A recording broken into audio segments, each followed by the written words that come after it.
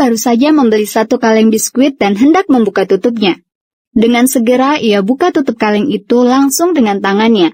Tetapi, tutup kaleng sangat sulit dibuka. Akhirnya, ia berinisiatif untuk mengambil sebuah sendok makan untuk membukanya. Dengan mendorong bagian cekung sendok ke bawah dan mencungkil tutup kaleng, ternyata tutup kaleng dapat terbuka dengan lebih mudah. Nah, setiap alat yang mempermudah kita melakukan usaha disebut pesawat atau mesin. Tersebut yaitu dengan menaruh salah satu ujung linggis di bawah batu besar. Nah, di bawah linggis ini diletakkan batu kecil yang berfungsi sebagai tumpuan untuk mengangkat batu besar. Setelah itu, ujung linggis diangkat atau ditekan. Lalu, bagaimana cara tuas melakukan usaha? Perhatikan penjelasan berikut.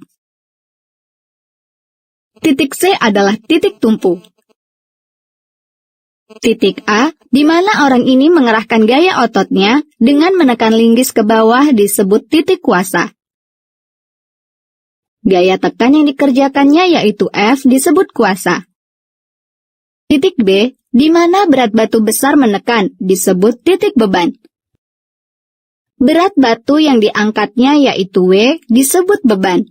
Nah, jarak titik beban ke titik tumpu yaitu BC disebut lengan beban atau LB. Sedangkan jarak titik kuasa ke titik tumpu yaitu AC disebut lengan kuasa atau LK. Perbandingan antara beban yang diangkat dan kuasa yang dilakukan disebut keuntungan mekanis, yang dirumuskan dengan keuntungan mekanis sama dengan beban per kuasa sama dengan W per F. Rumus untuk menentukan besar gaya atau beban adalah F dikali LK sama dengan W dikali LB. Maka, rumus keuntungan mekanis sebelumnya menjadi keuntungan mekanis atau KM sama dengan W per F sama dengan LK per LB. Coba kamu kalikan silang. Sama bukan?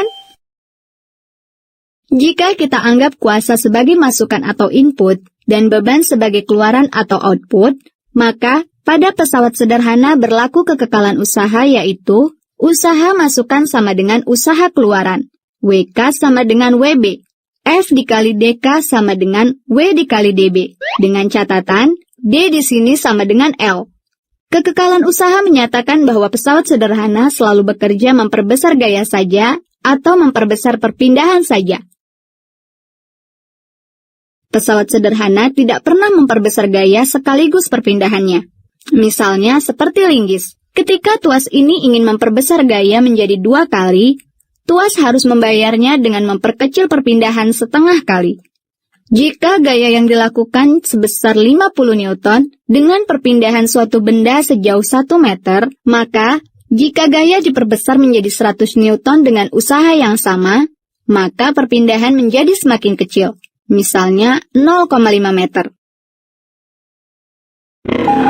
Macam-macam tuas.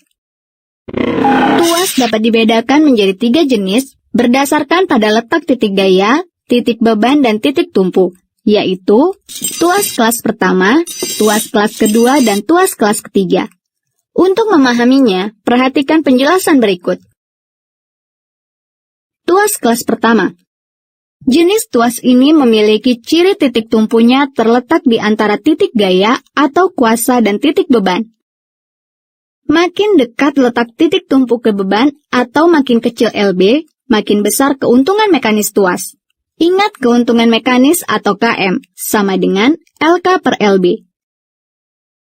Contoh lain dari tuas kelas pertama adalah linggis, gunting, tang, timbangan atau neraca, dan papan jungkat-jungkit. Tuas kelas kedua. Jenis tuas ini memiliki ciri titik beban terletak di antara titik gaya atau kuasa dan titik tumpunya. Makin dekat letak titik tumpu dari beban atau LB mengecil, maka makin besar keuntungan mekanis pesawat. Ingat selalu, keuntungan mekanis atau KM sama dengan LK per LB. Contoh tuas kelas kedua dapat diamati pada pembuka botol, pemecah kenari, dan gerobak beroda 1. Tuas kelas ketiga. Nah, Jenis tuas ini memiliki ciri titik gaya atau kuasa terletak di antara titik tumpu dan titik beban. Pada jenis tuas ini, lengan kuasa selalu lebih kecil daripada lengan beban. Atau, LK lebih kecil dari LB. Maka, sesuai prinsip tuas kuasa, haruslah lebih besar daripada beban. Atau, F lebih besar dari W. Artinya, pada jenis tuas ini tidak berfungsi sebagai pembesar gaya, melainkan sebagai pembesar perpindahan. Karena itu, ketika kamu melempar batu, maka otot lenganmu melakukan kuasa lebih besar daripada beban atau berat batu.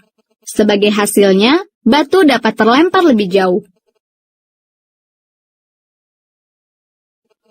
Contoh lain pada tuas ini adalah sapu, pinset, sekop, dan alat pancing.